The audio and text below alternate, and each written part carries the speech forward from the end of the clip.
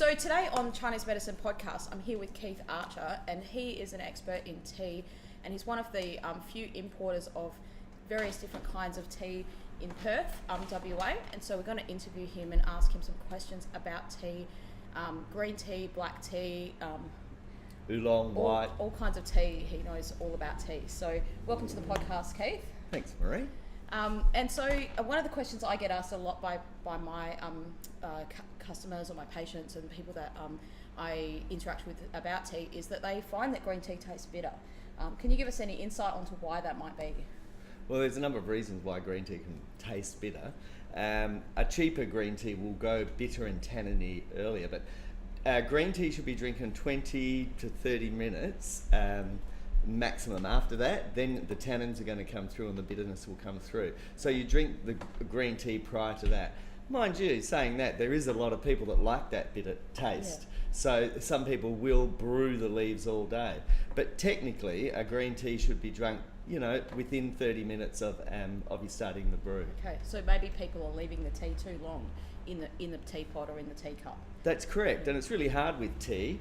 As far as that's that person's preference. As I said, there are people that actually like that bitter taste that will go out of their way to brew it longer and put too much tea in it. So it all depends on your personal taste. So if anybody says that the green tea tends to be bitter, it's like, well, if you drink it within 20-30 minutes, you won't get that bitterness. Right. The people that do like that bitter taste, then go. Because there's, technically it was developed, green tea is to drink within that 20 and 30 minutes. Right, okay. But as I said, there's many different varied tastes. So really there's no right or wrong in tea, it's what you prefer, and as long as you understand how you treat the tea to get what you want out of it and the best out of it for you. Okay. Oh, great. And are there any specific types of tea that might taste differently according to the different types of tea that are out there? Yeah, look, there's basically there's white tea. White tea is the first shoot that comes out in spring, right? Yep. And it's a very fine leaf.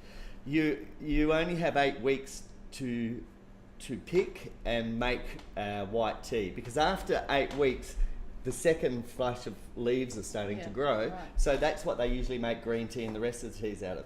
The white tea is the first flush, and the first bud is the prized. It's silver needle Bayho. Yeah. It's a prize. It has double the antioxidants than any other tea. It is, one of the best natural cancer fighters because it's flushing your body out and gets rid of all the free radicals, all of that sort of stuff. It's a very gentle tea. So it's a fantastic tea. But you remember, it's a gentle tea, and it's quite expensive because they only have a very small window to make it. Right. Then after that, you make your green teas, and as we mentioned, within green teas, there's so many different green teas. With white tea, they just air dry it, right? Okay. Now, there is a tea between green and white. It's called yellow tea. Oh, okay. So they air dry it, and they'll leave it moist in the middle. It's called Emperor's Gold because it's quite rare. They'll leave it moist in the middle, then they'll steam it. And what they believe it does is it reinfuses by the steaming. It keeps the flavour and gets rid of that grassiness taste that green tea and white tea has. So if you don't like a tea with a grassy sort of taste, it throws many other flavours too, but it does have a distinct grassy flavour, then yellow tea's your man, because it's a delicious tea. I think at the moment we're the only ones in Australia that we can find that actually sell that. You can buy it out of Europe and America. It's only Chinese make that type of tea. Yeah, I've never heard of yellow tea, so thanks for that information. It's a very good tea. Very interesting. Yeah, okay. That's really good. And what would you say for people that they're just new to getting into tea and they want to drink tea to be healthy? Yep. What kind of tea should they start off drinking? Well, personally, I think in Australia the most underrated tea is an oolong tea. So I said there's white tea, yellow tea, green tea. After that, when you get the mature leaf, they make an oolong tea out of that. Now in Japan, our iced tea that they drink, it's made from black oolong. So black oolong, it's just a dark tea. Now the thing, and then in China you get iced teas made out of fruit oolongs. Right, okay. So oolong teas don't go bitter at all. You can brew the leaves until there's nothing left in them, and it won't throw a bitter taste. Originally it was Taiwanese way of making tea. It's dried in a wok. So this is hot. Our most popular tea is a silk oolong. It has all the characteristics to look at like a green tea, but your green tea is great for weight loss and all that, but green tea kicks your metabolism by 4%, helps break down fats and all of those things. Oolong tea does exactly the same, except it kicks your metabolism by 10%. Wow.